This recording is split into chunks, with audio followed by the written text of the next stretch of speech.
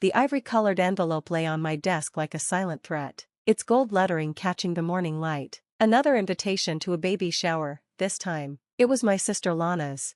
I ran my finger over the elegant words. Join us in celebrating the miracle we've been waiting for. I'm Adeline, and I'm the one who made that miracle happen, though no one knows that. Another one? Avery peeked into my office, holding her coffee. You look like you're about to open a summons. Worse, I replied, tossing the invitation onto the desk. It's from my perfect sister, the one who finally got pregnant after years of trying. Ah, the golden child. Avery sat on the edge of my desk, her expression sympathetic. What's her passive-aggressive line this time? I picked up the invitation again and read it aloud. Because family is everything, and some of us understand that more than others. She might as well have signed it. Love, the daughter who actually made mom's dreams come true. Yeah, right, considering who's been paying for her fertility treatments, Avery scoffed. My phone buzzed, Mom was calling. I showed Avery the screen, and she grimaced. Speaking of, I muttered, answering and putting the call on speaker. Hi, Mom. Adeline, did you get Lana's invitation? Isn't it amazing? Yes, Mom, it came this morning. You're coming, right? You can't miss this. Your sister needs all her family there. Her voice shifted to that familiar tone of disappointment. And please, wear something nice, not one of those dark suits you always wear. I have plenty of nice dresses, Mom. Well, pick something cheerful. Oh, and make sure the gift is special, not like that business book you gave her at her wedding. Avery rolled her eyes, and I tried to suppress a laugh. That book was a bestseller, Mom, and Lana's an accountant. Adeline, a baby shower is different. It's about family and the next generation, something you might want to consider. By the way, you're not getting any younger. There it was, her usual jab. Mom, I've got a meeting, we'll talk later. I ended the call and dropped my head into my hands. You know, Avery said, you could always tell them about the money, spill the secret and watch their perfect world fall apart. I looked up at her, and then what? Become the bitter sister who helped out of spite? As opposed to being the bitter sister who helps in secret while they treat you like dirt? A knock at the door interrupted us. Jackson from marketing stood there, holding a stack of reports. Bad time? Perfect timing, I said, glad for the distraction. Come in. Lana drama? He asked, noticing my expression. How'd you guess? You've got that look, the one you had last month at dinner when Lana announced she was pregnant. I remembered that night well, Lana tearfully thanking God and their anonymous donor for making their dreams come true, while Mom embraced her, crying. Meanwhile, I sat there knowing it was my bonus check that had funded their last IVF attempt. She's having a baby shower, I said, just another chance to rub it in about how perfect her life is. While subtly pointing out how empty yours is, Jackson asked. Not subtle at all. I picked up the invitation again. Want to hear the latest jab? Before I could read it, my phone buzzed with a text from Lana. Hope you can make it to the shower. Serena's helping me plan it. We're going all out. You know, real family stuff. Might give you some perspective on what really matters in life. I showed the text to Avery and Jackson. That's it, Avery said. I'm officially team tell them everything. That would certainly make for one interesting baby shower, Jackson said. I stared at the invitation, at Lana's perfect handwriting and carefully chosen words. 5 years of anonymous deposits into their fertility fund. 5 years of watching her cry over failed attempts while Mom comforted her and reminded everyone that I was the one who chose career over family. 5 years of being the hidden benefactor while being treated like a ghost. Maybe, I said slowly, it's time for a different kind of baby shower gift. Avery's eyes lit up. Now, that's a story I want to hear. I opened my desk drawer, revealing all the receipts from the fertility clinic. Let's just say, I'm done being the family's invisible fairy godmother. Well, Jackson said, this should be interesting. I smiled, feeling something change inside me. Oh, it will be very interesting. You did what? Avery nearly choked on her coffee as we sat in our usual lunch spot. How much are we talking about? I pulled out my phone and showed her the banking app. Her eyes went wide at the transaction history. Holy, Adeline, that's a down payment on a house. Tell me about it. I stirred my untouched salad. It started with their first attempt. Right after Muhammad lost his job, Lana was devastated, thinking they'd have to stop the treatments. So you secretly funded their entire fertility journey through an anonymous donor program at the clinic? I set up monthly transfers. I shrugged. It felt like the right thing to do at the time. While they treated you like garbage. Avery shook her head. I remember last Christmas when Lana made that comment about how some people are just meant to be aunts because they're not mother material. That comment still stung. Yeah, that was after their third failed attempt, the one I doubled my contribution for. And now she's pregnant, and you're still their secret benefactor. Avery leaned forward. How does that make you feel? Before I could respond, my phone buzzed with a message from Mom. Lana's craving something, so she's coming over for family dinner tonight. She wants to go over the shower details. Saved by the bell. Avery raised an eyebrow. More like doomed by it. I quickly typed a yes and tucked my phone away. Another round of when are you going to settle down, Adeline? And your biological clock's ticking, Adeline. Back at the office, Jackson caught me just by the elevator. Got a sec? I followed him into his office, thankful for the distraction. He shut the door behind us and handed me a folder. What's this? Remember that thank you note from the fertility clinic that came to your work last week? The one they accidentally sent to your office? I nodded. The clinic had quickly followed up with an email apologizing and assuring me that my anonymity was still secure. Well, he said, flipping open the folder, I did some digging. Turns out, Serena, the one planning the shower for Lana, she works in their billing department. My stomach sank. You think she knows?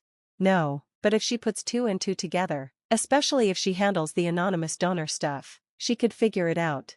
I slumped into the visitor chair. Great, just great. Maybe it's time to get ahead of this, Jackson suggested, before someone else spills your secret. Exactly what I've been saying. Avery appeared in the doorway. Sorry, I overheard, but seriously, Adeline, you need to take control of this situation. Just then, my phone buzzed again. Another text from Lana. Mom says you're coming to dinner. Wear something nice. Serena's coming, too, and you know how she is. Speaking of control, I muttered and showed them the message. Oh, this is too good, Avery said. Serena's coming to dinner? The same Serena who might be onto your secret? I need to cancel. I started typing, but Jackson snatched my phone. No, you need to go, and wear something incredible. He grinned. Show them the spinster sister can clean up. I've got that red dress, I said, thinking out loud. The one that screams CEO goddess. Avery clapped. Yes, wear that. Make them feel underdressed. Later that afternoon, just as I was about to leave, a courier dropped off an envelope at my office. Inside was a handwritten note from the fertility clinic. Dear anonymous donor, your generous contributions have helped make a miracle possible. The recipients wanted to share this with you. Enclosed was a sonogram picture, the first image of my future niece or nephew, the baby I helped create but would never get credit for. That's it. I grabbed my phone and called Avery. I'm doing it. At the shower, I'm telling everyone. Finally, she practically yelled, what changed your mind? I looked at the sonogram. They sent me a picture of the baby. Like I'm some stranger who deserves a thank you note, but not family. Avery's voice softened. Exactly. I tucked the picture into my purse. I'm heading to dinner now. Want to help me figure out how to drop this bomb at the shower? I've been planning this since you first told me about the donations. Come over after dinner, bring wine. As I made my way out, Jackson stopped me by the elevator again. Hey, Adeline. Yeah? Whatever you decide, just remember, you're not the villain here. I smiled, adjusting my red dress. Thanks, Jackson. Now if you'll excuse me, I've got a family dinner to survive. Go get CEO goddess, he called as the elevator doors closed. The red dress worked its magic. When I walked into my mom's house, even Serena's glossy expression faltered for a second. Wow, Adeline, Mom said, adjusting her apron, that's quite a statement. It's designer, I replied smoothly, hanging up my coat from my last business trip to Milan. Lana was already lounging on the couch, one hand resting lightly on her barely noticeable bump. Isn't this a little much for a family dinner? Some of us have plans afterward, I said, thinking about the wine waiting for me at Avery's.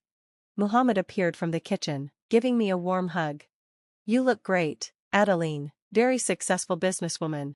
That's one way to say it, Serena muttered, just loud enough for me to catch. Mom clapped her hands. Dinner's ready, Lana, sweetheart, let Muhammad help you up.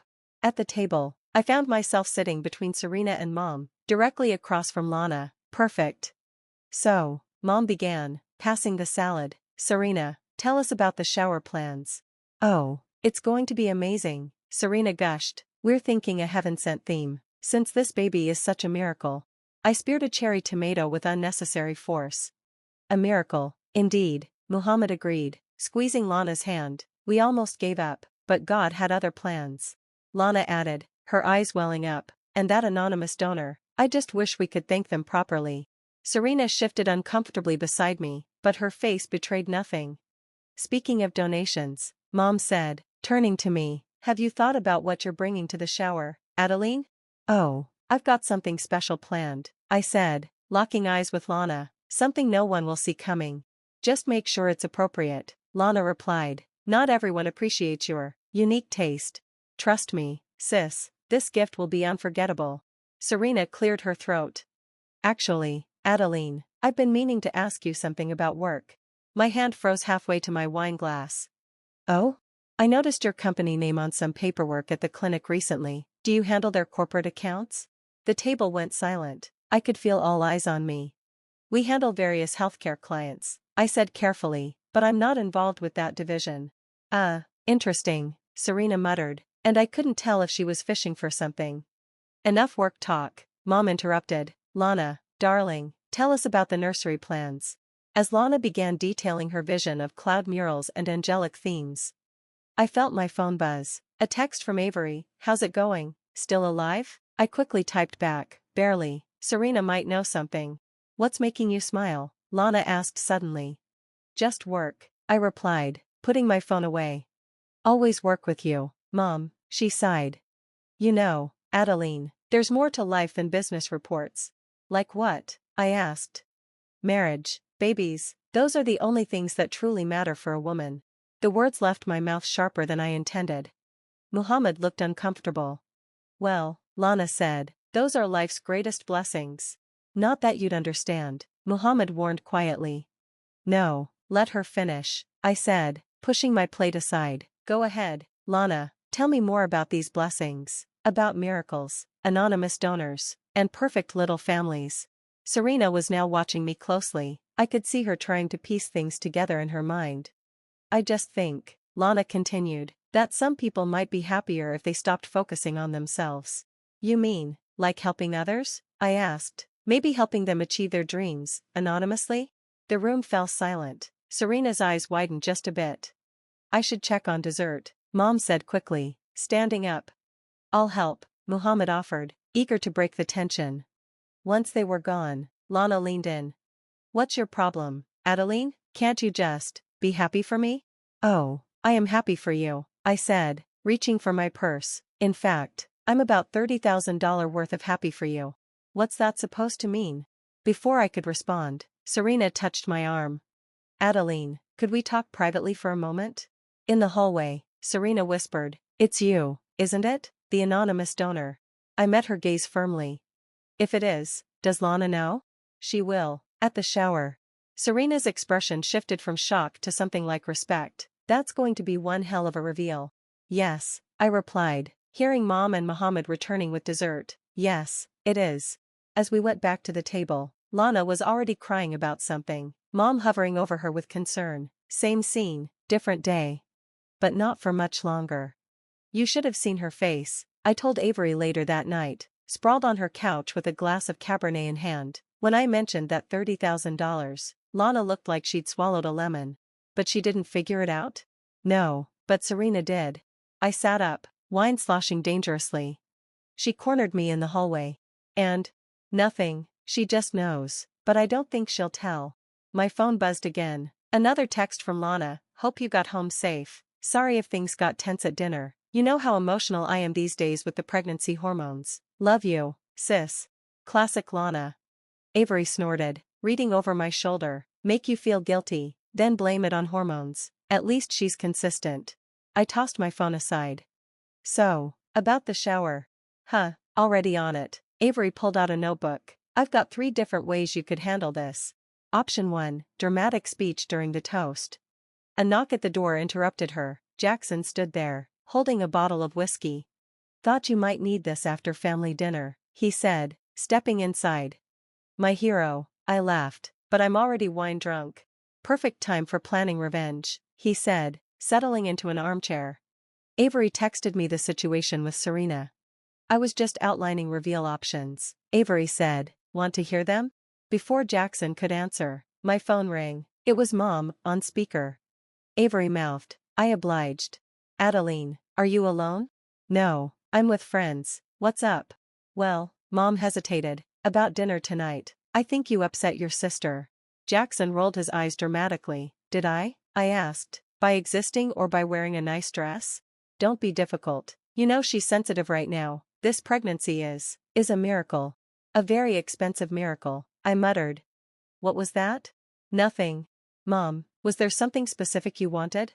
Yes, actually, for the shower. Lana was thinking it might be better if you weren't involved in the planning. Serena has everything under control, well, what?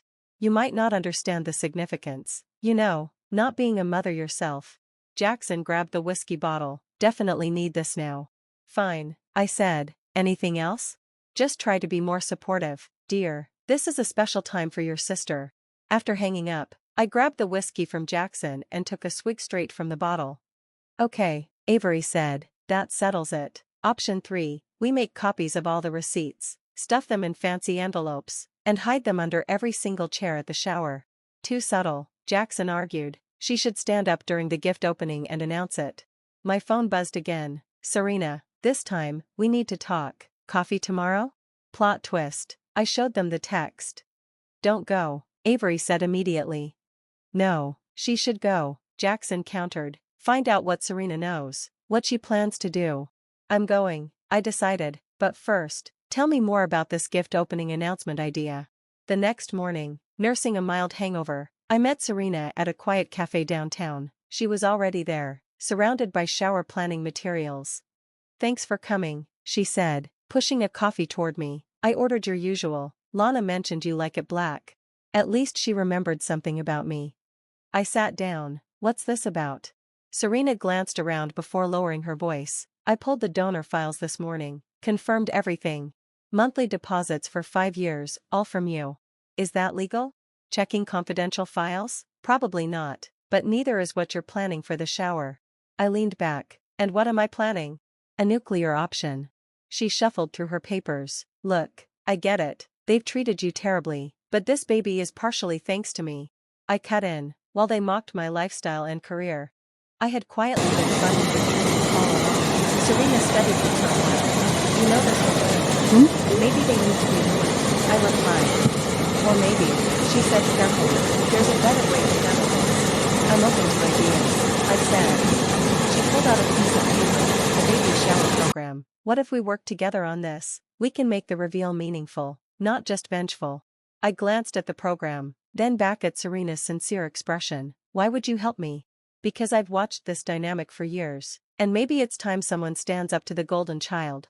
I took a sip of coffee, thinking it over. Tell me more about this program idea.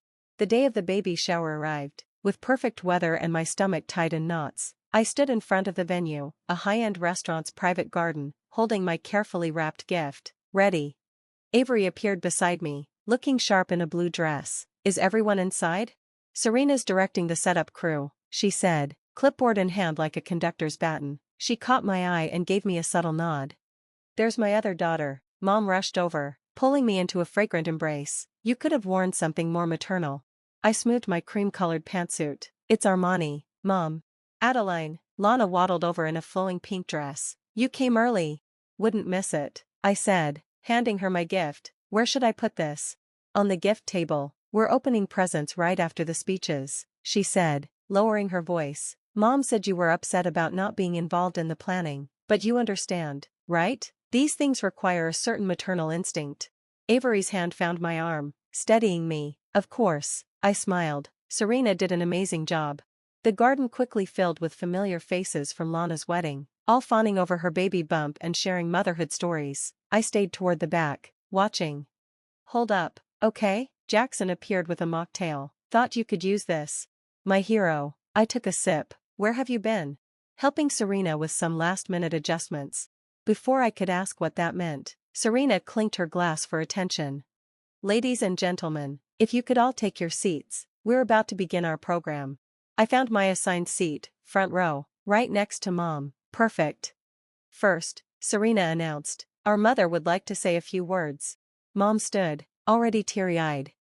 When Lana told us she was finally pregnant, it was the happiest day of my life. Finally, a grandchild to spoil. I felt several eyes on me. Avery, from behind me, squeezed my shoulder. And now, Serena continued, after Mom's speech, Lana would like to share something special. Lana stood, one hand on her bump. This journey hasn't been easy. For years we tried and failed, but thanks to a mysterious angel, our anonymous donor, our dreams came true. I only wish I knew who to thank. Careful what you wish for, Avery muttered behind me. And now, Serena announced, before we open gifts, we have a surprise video presentation. The lights dimmed, and a projection appeared. I recognized the fertility clinic's logo. What's this? Lana whispered to Muhammad. The video began, a montage of Lana's journey, from early doctor visits to unsuccessful attempts to that positive test, but mixed in were bank statements, deposit receipts, all with my name carefully highlighted. The garden grew silent. I don't understand, Mom said, squinting at the screen, but Lana had gone pale, her eyes fixed on me. No, she whispered, it can't be. Serena stepped forward. For 5 years, someone has quietly funded these treatments, someone who never asked for recognition or thanks, someone who listened to endless criticism about her life choices while secretly helping make your dreams come true. Adeline, Mom's voice cracked, you're the donor? I stood slowly, my heart racing. Surprised? But why didn't you tell us? Lana's voice trembled. Would it have made a difference? I asked. Would you have stopped calling me selfish? Stopped suggesting I was less of a woman because I took a different path? I never, Lana started. Last Christmas, I cut in. You said some people are just meant to be aunts because they're not mother material. That was right after I doubled my contribution for your 3rd attempt. The garden erupted in whispers. Muhammad looked stunned. All this time, he said, while we struggled to make ends meet. I helped, I finished, anonymously, because that's what family does, right, Lana? Or does it only count when it fits your narrative? Mom stood up. Adeline, this is hardly the time or place. Actually, Serena interrupted, this is exactly the time and place, because this shower isn't just about celebrating a baby, it's about celebrating family, all family, including the aunt who made it possible. Lana collapsed into her chair, tears streaming down her face. I don't know what to say. You don't have to say anything, I replied, grabbing my purse. Just remember this moment the next time you want to judge someone's worth by their maternal status. Where are you going? Mom called as I walked toward the exit. I turned back, feeling lighter than I had in years, to go celebrate with my real family, the ones who have supported me unconditionally. Avery and Jackson fell in step beside me as I walked out, leaving behind a garden full of shocked faces and one very important lesson about judgment and gratitude. I had made it halfway to the parking lot when I heard Lana's voice calling out behind me. Adeline, wait. Jackson touched my arm, his eyes filled with concern. Do you want us to step in? No, I said, turning to face the approaching scene. Let's finish this. Lana staggered toward me, her makeup ruined by tears. Muhammad and Mom rushed after her, while Serena lingered near the entrance to the garden. You can't just drop a bomb like that and walk away. Lana's voice cracked with emotion. Why not? I responded. You've been dropping bombs on me for years. That's different, she insisted. Is it? I took a step closer. Every family dinner, every holiday, every social media post about how perfect your life is compared to your poor, career-obsessed sister. I never meant. Yes, you did, I said, my voice calm but firm. You meant every word. And what's ironic is that while you were busy portraying yourself as the perfect daughter, someone who understood family values, I was silently helping you become a mother. Mom stepped forward, attempting to calm the situation. Adeline, surely we can talk about this privately? No, Mom, I said, shaking my head. No more sweeping things under the rug to keep the peace. No more pretending that Lana's behavior is acceptable just because she's your precious miracle worker. A few guests had wandered out, curious about the scene. I could hear murmurs and see phones recording. Do you know what it's like? I continued, turning to face Lana, to sit there month after month, watching you cry over failed treatments that I funded, while you mocked my life choices? Muhammad spoke up, sounding stunned. I had no idea. All those anonymous payments. Of course, you didn't, I snapped, because Lana had to be the heroine of her own story, the struggling would-be mother persevering through every setback. Meanwhile, The real support came from the one she constantly belittled. That's not fair, Lana protested. I was going through something too, I said, my voice steady, but I couldn't show it. I was the cold, career-driven sister who never understood, but I did understand. I was just as invested, but I couldn't share it because it didn't fit your narrative. Avery stepped forward, speaking up. I've watched this for years. Do you know how many times Adeline cried in my office after hearing your lectures about family values? Mom shot a glare at Avery. Stay out of this, she snapped. No, I said firmly, these people are my family. They're the ones who supported me, who never made me feel lesser for my choices. Serena joined us, having put her clipboard aside. Lana, remember last month when you told Adeline she would never understand the sacrifice of motherhood? That was right after she liquidated her vacation fund to pay for your final treatment. Lana froze, her hand flying to her mouth. The Bali trip you had been planning? Serena continued. Yep, I said with a shrug, but you needed it more than I needed a vacation, right? Lana's voice trembled. Why? Why help me if you resented me so much? Because, despite what you think, I understand family. I understand sacrifice. I just express it in ways you can't see because your view is too narrow. Muhammad stepped back, running his hands through his hair, looking bewildered. All this time, we should have known. The timing of those deposits, always when we were desperate for help.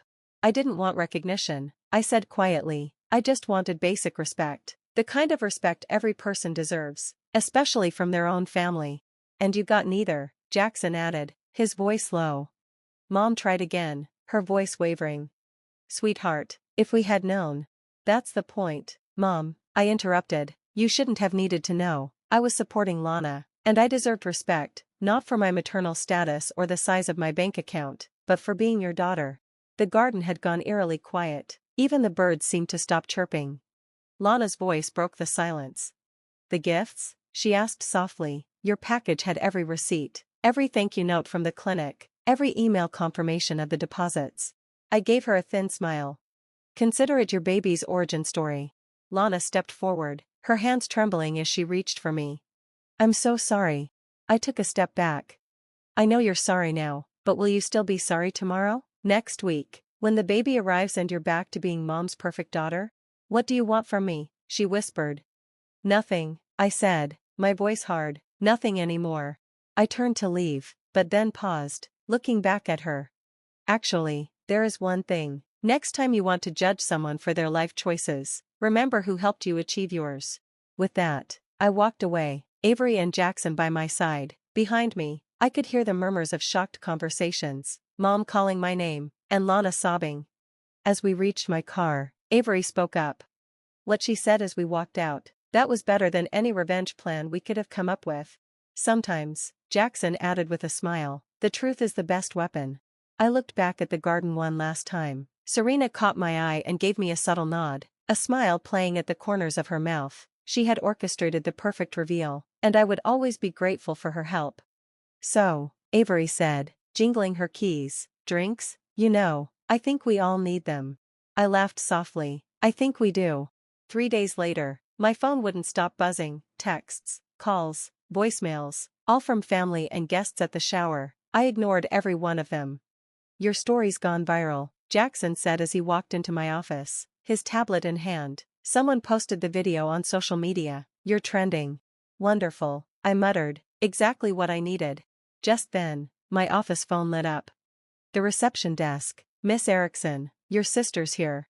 I glanced at Jackson, who raised his eyebrows. Want me to stay? He asked. No, I said, standing up. I need to handle this. I pressed the intercom. Send her in. Lana walked into my office, looking smaller, less composed than usual. She carried a large gift bag. Can we talk? She asked softly. I gestured to the chair across from my desk. Jackson gave my shoulder a reassuring squeeze before exiting, closing the door behind him.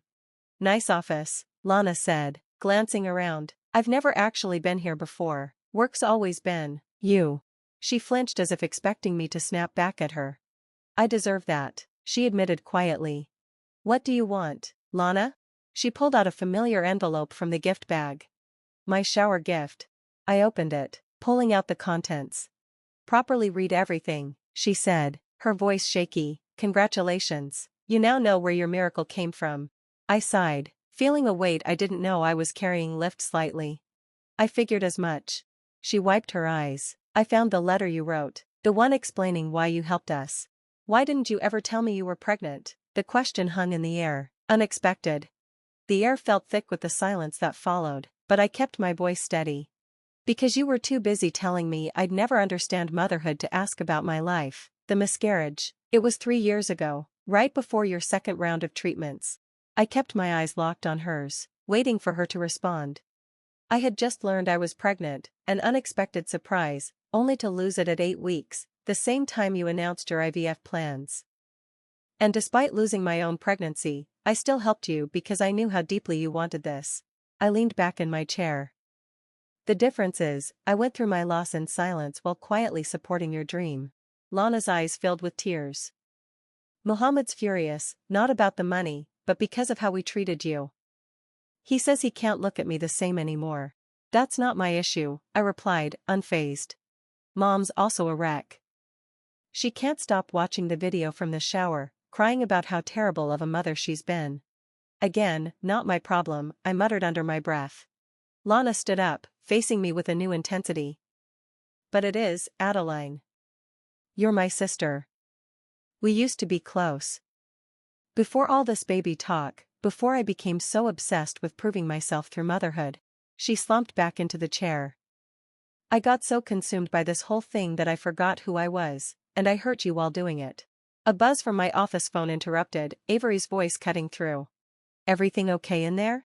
We're fine, I replied, without turning away from Lana. Lana pulled out something from her bag, a photo of an ultrasound. This is your niece. The doctors confirmed it yesterday, she's a girl. I stared at the photo, emotions swirling between joy and sorrow. I want her to know her aunt, Lana continued, the real story of how she came to be. Not some sugar-coated version where everything was done on our own. And how do you plan to tell her that? By telling the truth. That her Aunt Adeline loved her even before she was born. That she sacrificed her own dreams to help make this happen. Nice words, I said, dryly. But words are easy. Then let me prove it with actions. Lana opened her phone, started typing away on social media. What are you doing? Setting the record straight. She showed me the screen. A public post to everyone who's seen the viral video from my baby shower. You've only seen part of the story. The full truth is that while I was busy judging my sister's life choices, she was secretly helping make my dreams come true. She did this while dealing with her own loss, her own pain I was too self-absorbed to see. I don't deserve her forgiveness, but I'm hoping to earn it, starting with the truth. My daughter exists because of her aunt's generosity and love. I've never been more ashamed or more grateful in my life. Her finger hovered over the post button. May I? She asked, looking at me. I just nodded, unable to find words. She posted it and stood up. I know this doesn't fix everything, but I'm hoping it's a start. A start toward what? I asked. Toward being the sister you deserve. The mother my daughter deserves. Before she left, she turned to me. I named her Adeline Hope. I hope that's okay. The door clicked shut behind her, and Avery's voice came through again. Everything good? I looked at the ultrasound photo still in my hand. Ask me tomorrow, I replied. Later, as we arrived at Mom's house, Avery's voice was filled with concern. You don't have to do this, Adeline. The video's viral. Lana's post is trending. You've made your point. I know, I said, checking my lipstick in the mirror.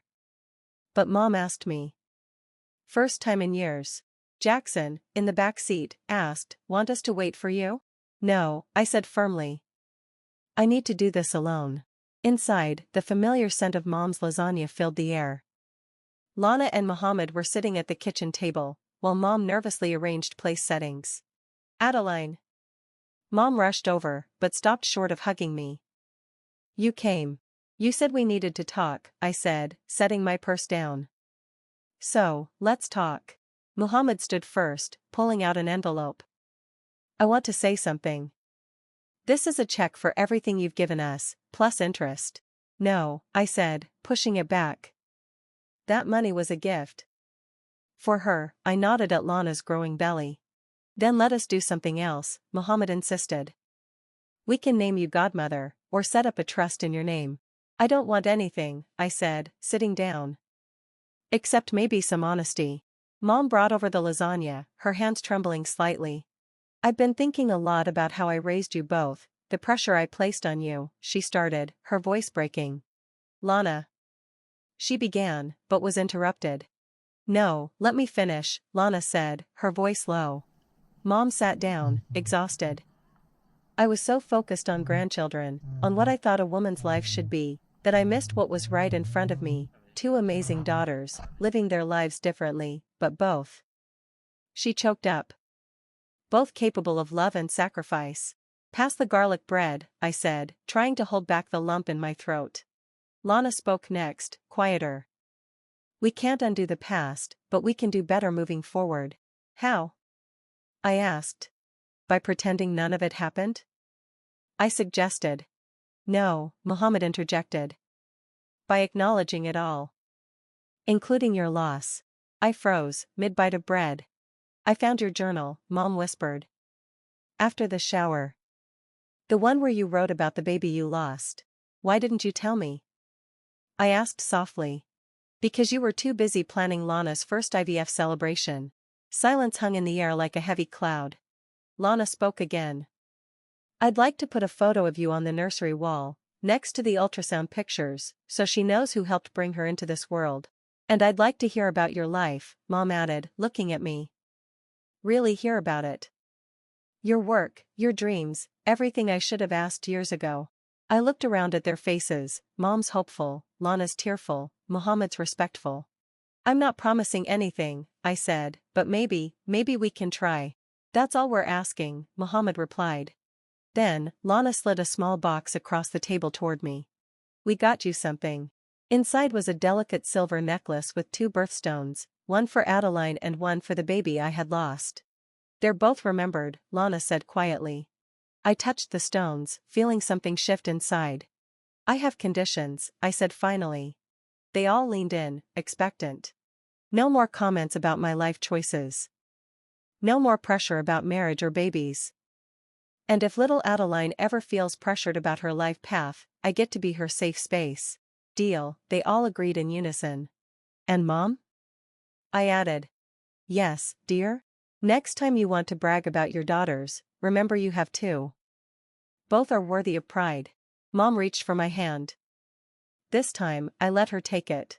I already called Aunt Susan to correct some things I've said, she admitted. And Cousin Rachel. And the bridge club. I couldn't help but laugh. The whole phone tree? Well, she smiled, a little sheepish, they should know the truth about both my daughters. As we ate, the conversation flowed easier than it had in years. Not perfect, but different. Real. My phone buzzed again, Avery checking in. I quickly typed back. I'm okay. Having dinner with my family. Your whole family? She asked. I looked around the table, Mom serving seconds, Muhammad's hand resting protectively on Lana's bump, the necklace box near my plate. Yes, I replied. My whole complicated, messy, trying to do better family. Want us to rescue you? I watched Lana laugh at something Muhammad said, saw Mom beaming at both her daughters, for the first time in forever. No, I typed back. I think I'm right where I need to be.